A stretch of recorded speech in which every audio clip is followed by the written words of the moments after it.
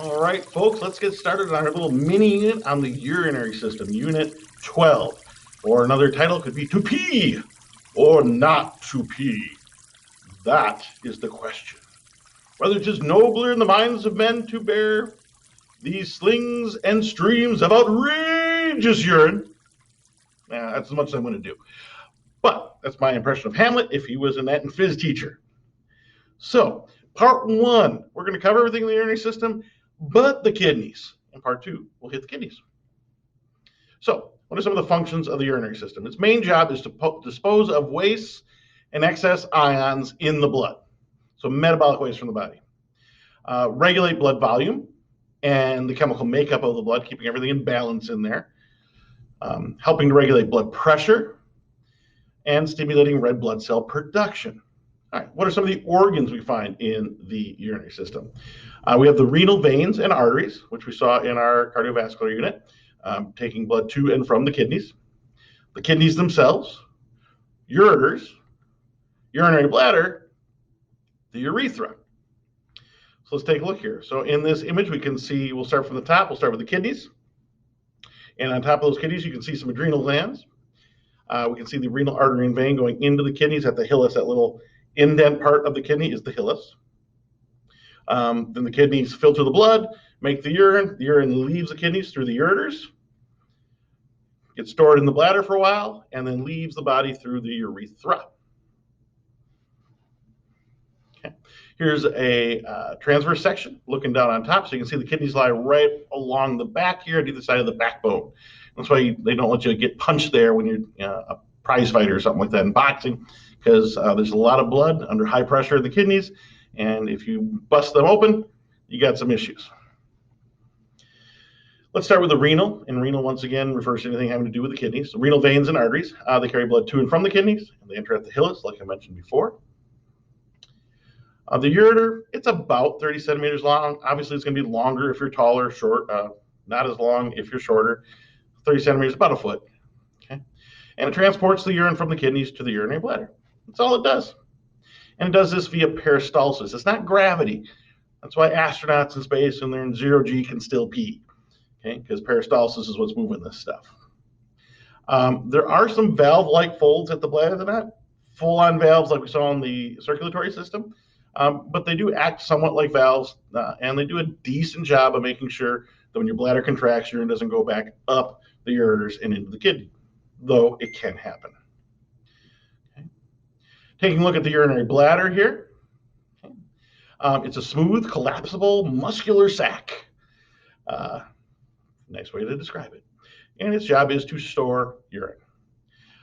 In males, we'll add in another structure here, the prostate gland, which wraps around the base of the urinary bladder and surrounds the first part of the urethra. You can see that right here. Urinary bladder, you consider it pretty full when you get to 500 milliliters. That's about as full as most people let it get. But it can stretch all the way to 100 milliliters, like a full liter of soda in that bladder. The urethra is the tube from the bladder to the exit. Be that in a female or male, it'll be in a slightly different spot, but it's still coming out through the urethra. Once again, peristalsis moves the urine. There are two sphincters involved with this system. The internal urethral sphincter, which is involuntary, it's smooth muscle, kind of like we saw in the digestive system where the internal anal sphincter was also smooth muscle and involuntary. And this is the one that's right by the bladder. The second sphincter, the external urethral sphincter, like we saw in the anal sphincters, is voluntary. It is skeletal muscle. You can control it. And this one is further down. Okay, it's in the pelvic floor. So there's a few centimeters of urethra between the first sphincter and the second one. Okay. All right. So here we can take a look at it. We can see the ureters coming into the top. We can see the bladder lined with smooth muscle and around the outside. And then you've got the transitional epithelial lining it, which is able to stretch. Remember those dome cells from histology that allow it to puff up and get really small and then flatten out to stretch when the bladder fills up. Then we can see the urethral opening coming out.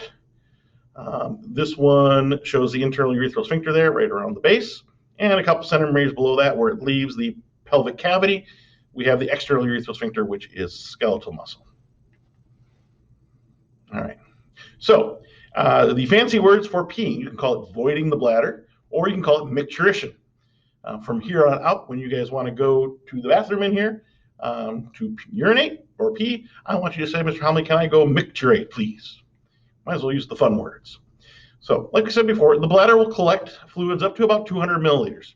Once you get up to about 200 milliliters in most people, there are stretch receptors in the bladder that will cause a few contractions. The urine will be pushed past the internal urethral sphincter and press up against the external urethral sphincter, and you will get the urge to go pee. Okay, and then you can relax that external sphincter or hold it if you're not ready to go pee. If you hold it long enough, usually about 2 minutes, and if you're not thinking about it, usually you can get that urge to go away for a while. Think about when you go to not that anybody's been able to go to a movie lately, but if you go to a movie, big climactic scene, you drink too much of that giant soda, you get that first urge to pee, you hold it long enough, and often it'll go away, and you can sit there and keep drinking your soda and watching the movie. Problem is, if you do that, you're going to keep producing urine, another 200 to 300 more milliliters of urine. You're going to get the signal again. Now we're up to that 500 mark, and that's where it gets really hard to hold it any longer. And that's when you're just going to wind up going, and that's going to be during the climax of the movie invariably. At least it is for me. Problems with urination. Incontinence, which is the inability to control voiding. So that's when you're peeing, you don't have control over it. So babies have it, and sometimes you lose that as you age, or if you have certain medical conditions that can cause that. Urinary retention is the opposite. That's where you have trouble peeing, trouble getting it all out. Okay.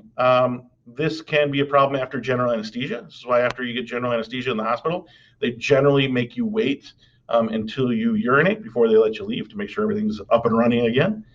And you won't wind up with kidney disease or anything, or prostatitis. That's where and this is only for males because males have a prostate, females don't. That prostate is kind of a donut around the urethra, right below the bladder. If my upper fist is a bladder, this is the urethra. This would be the prostate. If you get prostatitis or an inflamed or swollen prostate, it will inflame and it will squeeze down on the urethra, which will make it harder to get urine out. You can't just, the normal little bit of pressure won't be enough to get it past that and out. So you actually have to push to get it to come out. And sometimes you get a little push and it'll stop, then you have to push harder and it'll stop, and push harder and it'll stop. So if that happens to any of you guys, or you're standing next to somebody at the urinal where they dribble, they might have prostatitis. And that finishes this first part of our notes. Join me next time for part 2 when we talk about the kidneys and how we actually make and produce urine by filtering the blood. Bye.